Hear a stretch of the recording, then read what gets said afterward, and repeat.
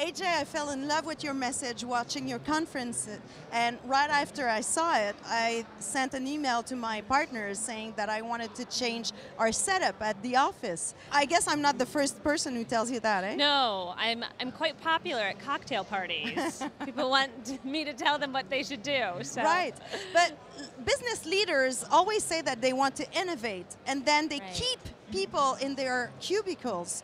So what's the first thing they should do to get more innovative in the workplace? If you look at what drives people to be innovative and creative, there's a certain aspect that people need to be vulnerable.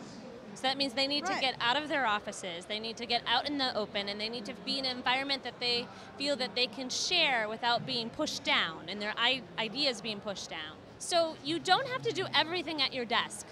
You know, we've had this notion that I come to work and I sit at my desk and I have to do everything there.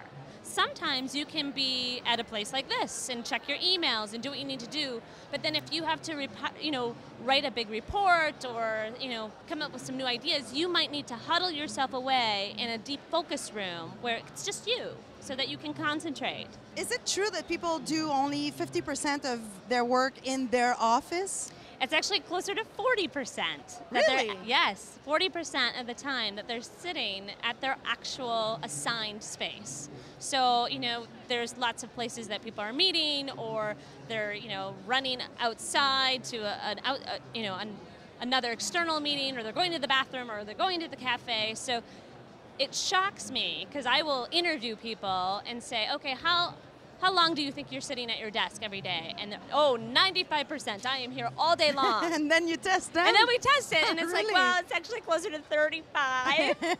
So, think about that real estate, that space that's not getting used well in that office. And what if we could create, make some of that space and use it in different ways that would inspire people and get them excited to come to work and get them to innovate together. I mean, we have to think about how we can really use that asset of their real estate in different ways to maximize productivity. Do you get saddened sometimes by offices you come in?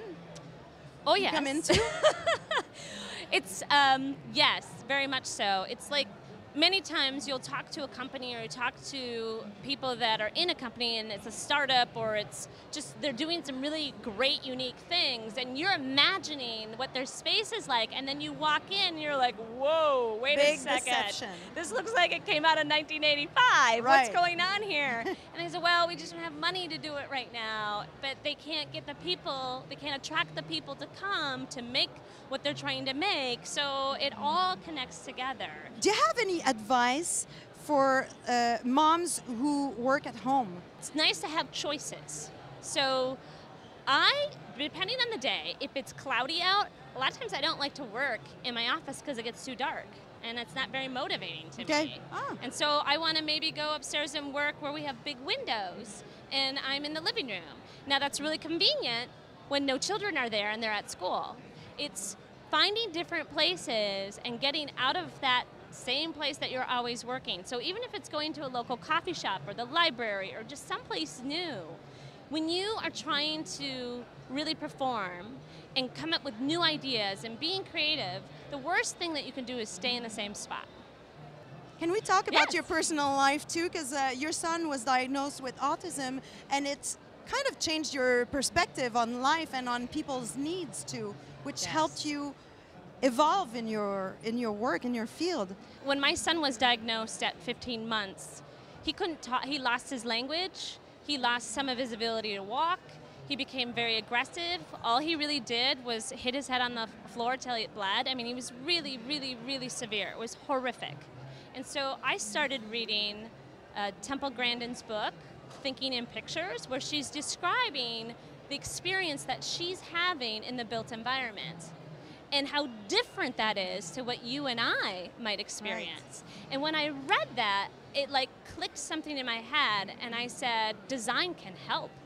If we change their design environment, I can get him to focus more. I can get him to learn how to eat. I can get him to learn how to do these things. I've learned that we have the same issues on a different scale in work environments. right? Everybody has different sensitivities, right? You might be able to be in an open coffee area and somebody else might not be able to work in that area. They might need more quiet, or they might not like the bright lights. So it's been an amazing experience. My son is doing really well. He's 20. He's an amazing artist because his visual senses are incredible. We just did a conference last week where he came up for 6 minutes and talked about his art. Wow. And people were blown away. So you take these strengths and these little windows that these children give us, and we can all become better from that. And we can design better because of what these people have taught us. Thanks for the insight. Thank you so much. Thank you.